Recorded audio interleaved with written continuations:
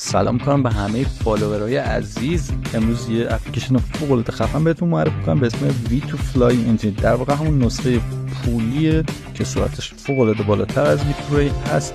نسخه پولی V2Ray هست که از پلی استور اندروید میتونید خریداری کنید و استفاده کنید. نسخه رایگانش رو هم ما قبلا دانلود کردیم، همین نسخه پولی رو براتون به صورت رایگان داخل کانالمون گذاشتیم. داخل کانال از این پیام‌های پین شده انتخاب کنید، وارد قسمت ممو میشید و در اینجا آموزش و اپلیکیشن ها رو انتخاب کنید. آخرین پست این پیج اپلیکیشن هست که میتونید دانلودش کنید و برای تمامی نسخه‌های اندروید میتونید ازش استفاده کنید.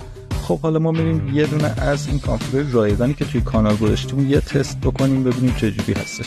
خب بچه‌ها ببینید نیازی نیستش که شما اینو کپی کنید، روش بزنید واسهتون کپی میشه و میاد تو اپلیکیشن V2Fly و اینجا مثلا همیشه ایمپورت کلیپ بورد رو میزنید و فقط کافیه آپدیت سابسکریپشن رو بزنید که در واقع کانفیگور واسهتون اجرا بشه و اضافه بشه توی لیستتون. خب کانفیگور اول رو انتخاب میکنیم و کانکتش میکنیم.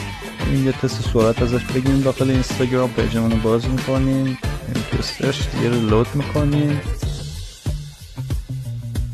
فوق‌العاده سرعت بالاست و اصلا هیچ حرفی واسه گفتن